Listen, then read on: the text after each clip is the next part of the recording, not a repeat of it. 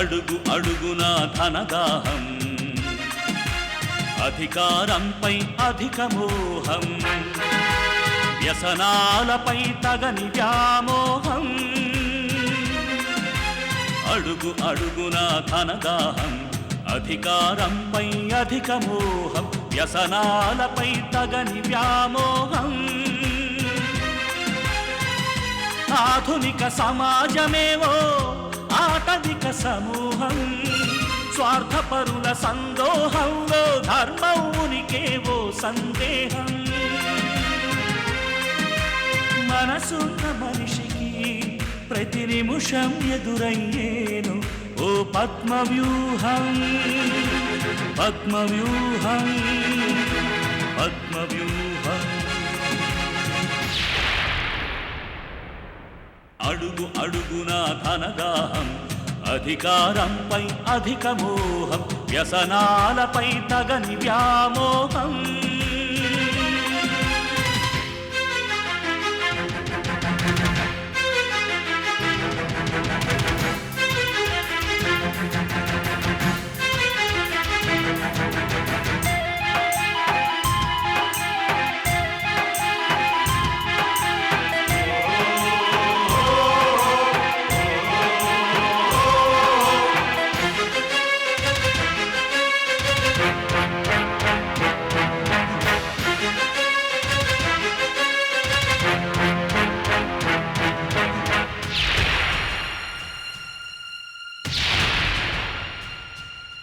ప్రతి కదలిక వెనుక ఓ లాభానికై చింత, అవసరం లేకుంటే అరక్షణమైన నిలువరు నీ చెంత.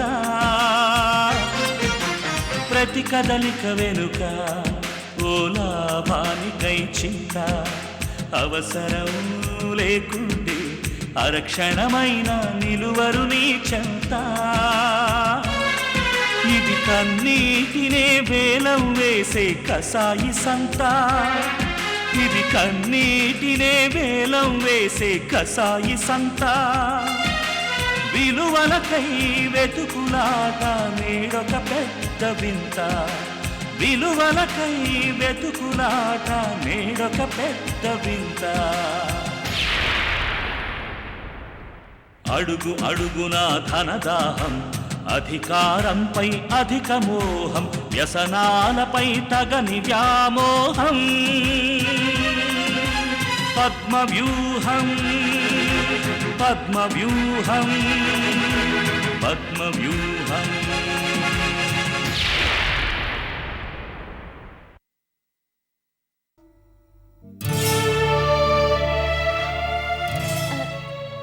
ఇవి ఈ నగలు పార్వతివి అంటే మీ అత్తగారివి. తల్లి నగలు కూతురికి చెందాలంటారు. మాకు కోడలైనా కూతురైనా నువ్వే కాబట్టి ఈ నగలు నీకే. తీసుకో. నాకెందుకు అంకుల్? చెప్పాను కదమ్మా, మళ్ళీ అడుగుతావేంటి? అది కాదు అంకుల్. స్వప్న, అభిమానంతో ఇచ్చింది కాదనకూడదు. తీసుకెళ్ళు. Okay uncle, okay, thank you.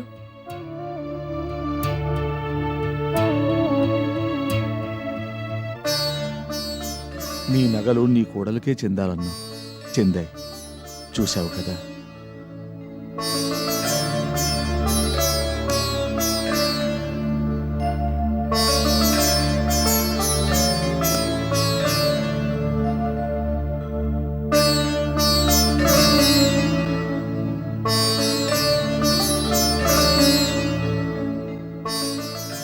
ఇవన్నీ ఎన్ని లక్షల విలువ ఏంటో నాకిచ్చారు ఈయన. జాగ్రత్తగా చంటిగారికి అప్పచెప్పాలి. పట్టుకోవాలంటేనే భయం వేస్తోంది.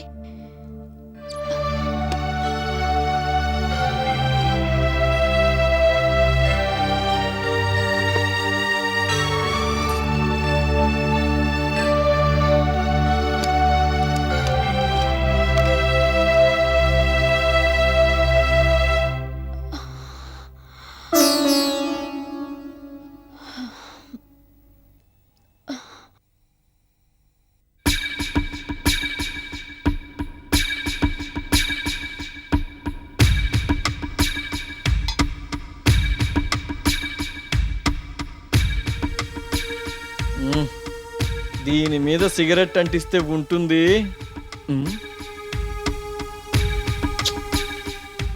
లేవు, సిగరెట్స్ లేవు.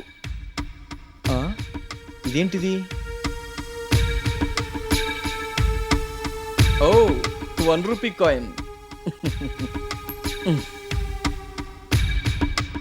మన ఆస్తి ఇప్పుడు 1 రూపీ అన్నమాట. ఇప్పుడు వెళ్ళి మనం దీంతో బీడీలు కొనుక్కుంటే ఇంకా సేపట్లో ది గ్రేట్ నరసింహం చేతిలో పైసా కూడా లేని పేదవాడైపోతాడు. అప్పుడు మనల్ని కుంటి కుక్క పిల్ల కూడా చూడదు. నారాయణ చూస్తాడనుకోవచ్చు, ఆడెందుకు చూస్తాడు? ఎదవ ఆడు చూడ్డు. అందుకని మనకిప్పుడు అర్జెంటుగా డబ్బు కావాలి. డబ్బు కావాలి అంటే శారదను అడగాలి. శారదను అడగాలి అంటే ఫోన్ చేయాలి. ఎస్.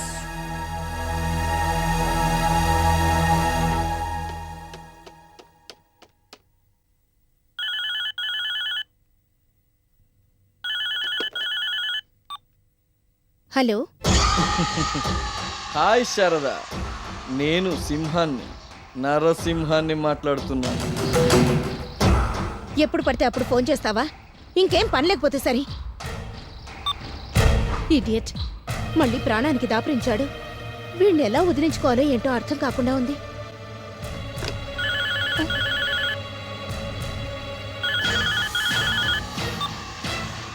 హలో.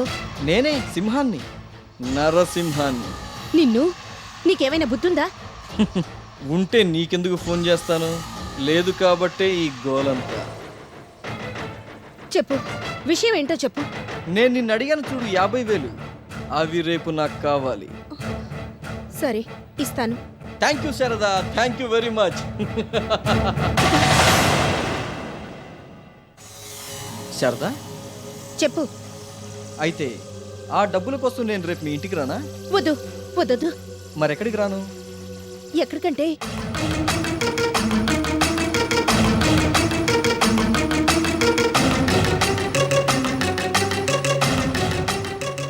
అక్కడికి రా. ఓకే, నువ్వు ఎక్కడికి రమ్మంటే అక్కడికి ఎగురుకుంటూ వస్తాను. Good night. రేపు ఈ పాటికి మనం వేలాధికారులం, చచా 1,00,000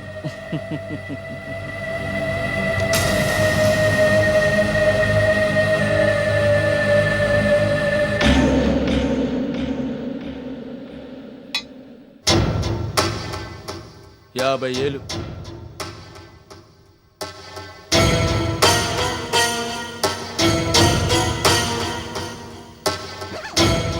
శివ, రండమ్మ గారు, రండి. నానే మీ కాడికి వద్దాం అనుకుంటున్నాను, ఇంతలో మీరే వచ్చారు. డబ్బు రెడీ చేసావా శివ? చేసేసాను అమ్మగారు. ఇదిగో తీసుకోండి అమ్మగారు, 50,000. థ్యాంక్స్ శివ. అమ్మగారు, ఏంటి శివ? ఒక్క క్షణం.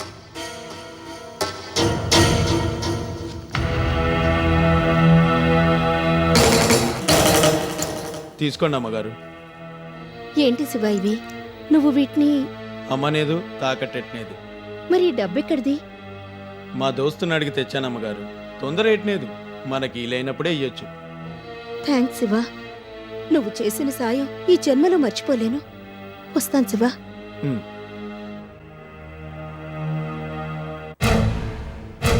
పదండి అమ్మగారు, పదండి.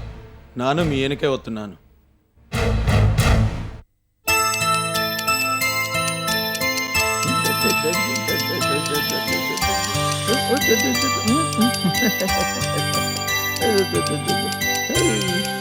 Beautiful beautiful.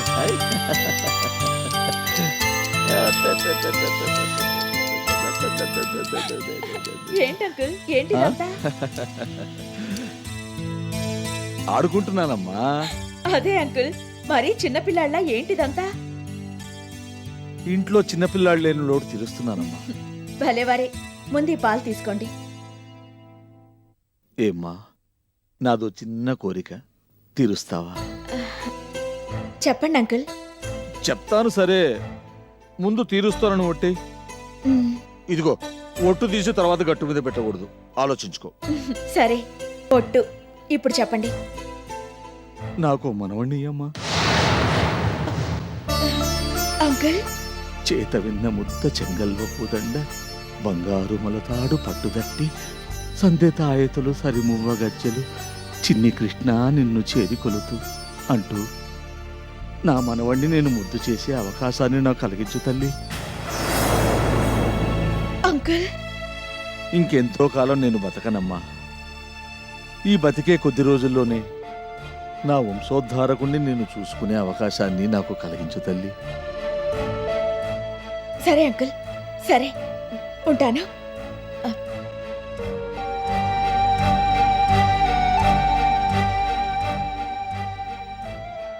నేనేమడిగానని అంతలా ఇబ్బంది పడుతుంది ఈ పిచ్చి పిల్ల?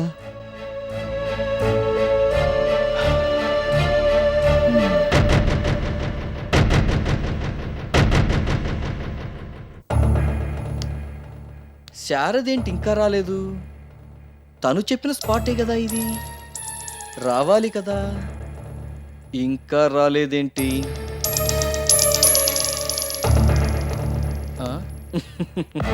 కమాన్ శారదా, కమాన్. ఇదిగో నువ్వు అడిగిన 50,000. బ్యాగ్ అయితే బరువుగానే ఉంది, కానీ ఇందులో డబ్బుందో లేదో చూసుకొని. ఆ? డబ్బే 50,000. గుడ్. అడగగానే ఇచ్చినందుకు థ్యాంక్స్ శారదా. మళ్ళీ అడక్కు. ఆ మాటే బాగోదు. అవసరం వచ్చిందనుకో, అడగకుండా ఉండగలనా చెప్పు? నాకు అవసరం వచ్చినప్పుడల్లా నేను డబ్బు అడుగుతూనే ఉంటాను, నువ్వు ఇస్తూనే ఉండాలి. ఇవ్వలేదనుకో నీ గుట్టు. ఆపు. ఆ? దయచేసి నన్ను పదే పదే పీడించకు. చాచా, నేనెందుకు పీడిస్తాను చెప్పు? నాకింకేం పని లేదనుకున్నావా? అవసరం వచ్చినప్పుడే శారదా, అవసరం వచ్చినప్పుడే నేను నిన్ను అడుగుతాను. అరెరే, ఆలస్యం అయిపోతుంది. ఎందుకైనా మంచిది నువ్వు ఇంటికెళ్ళు. అసలే అందగత్తెవి, పైగా ఒంటరిగా ఉన్నావు. వద్దు, నువ్వు ఇంటికెళ్ళు. ఛీ! ఆ?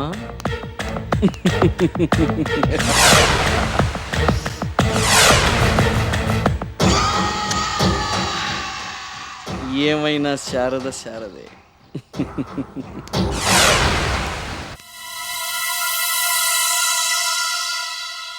రేయ్ సింహం, ఇక నిన్నొగ్గేది లేదు.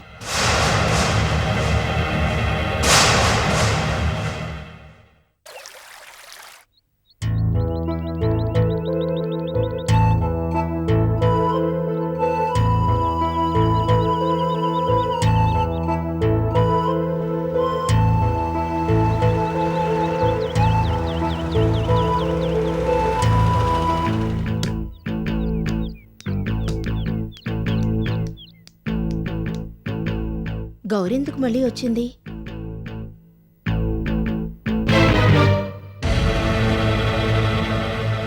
అమ్మగారు, అమ్మగారు. ఏంటమ్మా మళ్ళీ వచ్చావు?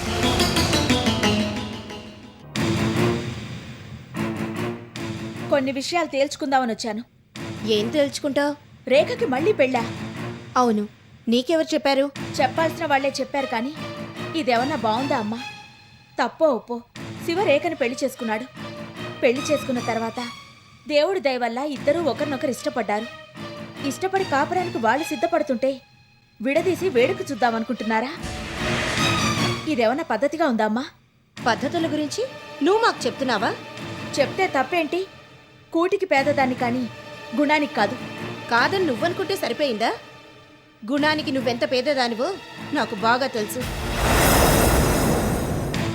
అయినా ఇప్పుడు నువ్వు కోట్లాధికారివి, కూటికి పేదదానివేం కాదు. హ్, దేవుడు చాలా గొప్పవాడు గౌరీ. ఒకటిచ్చి ఇంకోటి లాక్కుంటాడు. అంటే నాకు వ్యక్తిత్వం లేదనేగా మీ ఉద్దేశం? హ్, వేరే చెప్పాలా? సరేనమ్మగారు, నాకు వ్యక్తిత్వం లేదు, నేను మంచిదాన్ని కాను. డబ్బులో పడి డబ్బులో మునిగి డబ్బుతో బతుకుతున్న దాన్ని. నన్ను వదిలేయండి. పాపం శివేం చేశాడు? శివ బతుకుతో మీరెందుకు ఆడుకుంటున్నారు? నువ్వు వర్తంతో ఆడుకోగలేంది మేం శివతో ఆడుకుంటే వచ్చిన తప్పేంటో? దానికి దీనికి ముడి పెట్టకండి. సరే, ముడి పెట్టను. ఆ సంగతి వదిలేద్దాం. మరి నువ్వు మాత్రం శివతో ఆడుకోవటం లేదా? శివతో నువ్వాడుతూ మేమాడుతున్నావు అంటావేంటి? నేను శివతో ఏమాడాను? నువ్వేం ఆడావో శివ నాకంతా చెప్పాడు. టైము పాడు లేకుండా శివను ఇల్లు ఖాళీ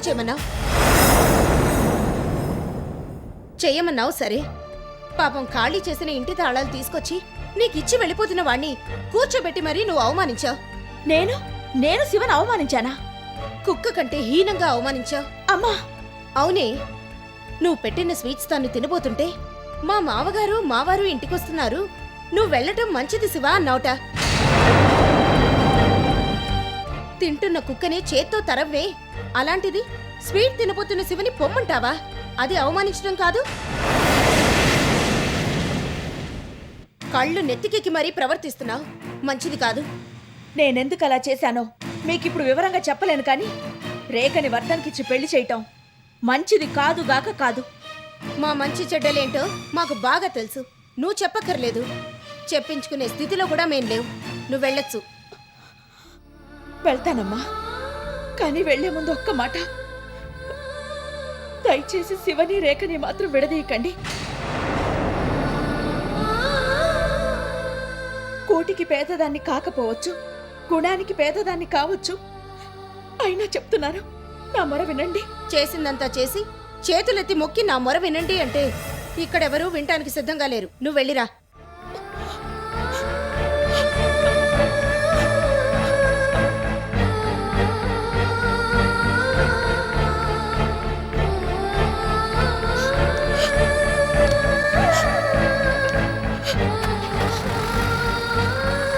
పోనీ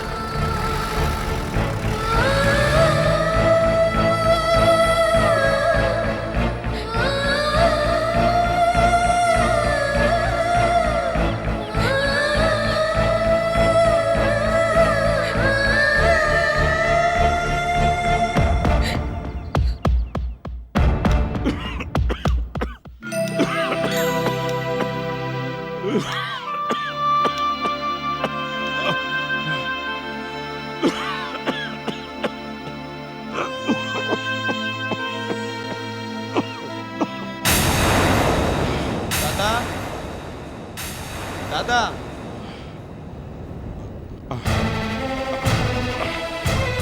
శివతున్నాడు, దాసేయాలి.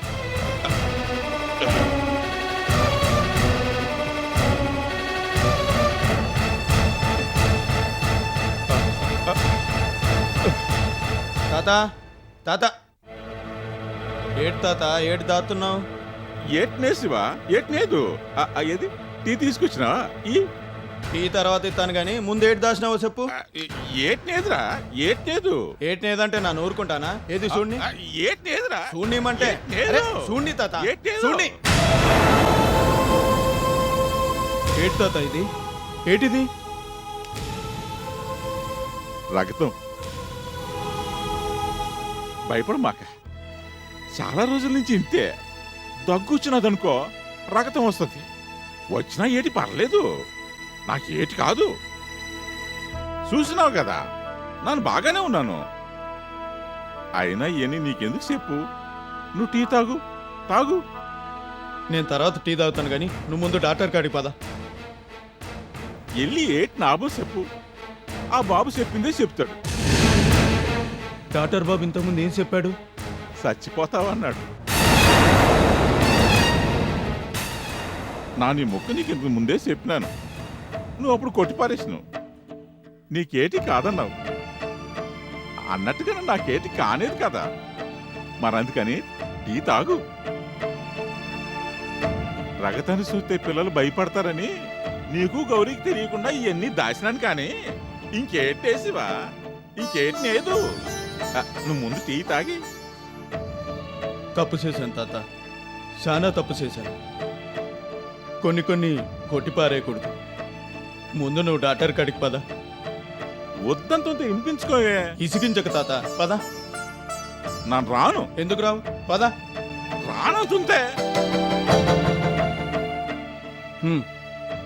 ನಾನು చెప్తే నువ్వు వినవు. నీకెవరు చెప్పాలో నాకు బాగా తెలుసు. ఆలస్యతే చెప్తాను. అప్పుడు డాక్టర్ బాబు గారికి వద్దు గాని.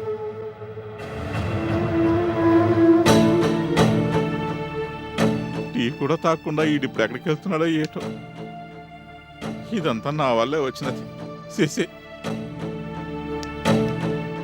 గౌరీ వచ్చి చెప్తేనే గాని తాత డాక్టర్ బాబు కాడికి రాడు. ఇల్లు ఇప్పుడు గౌరీని పిలిస్తే ఆడ మళ్ళీ ఎన్ని అవమానాలు.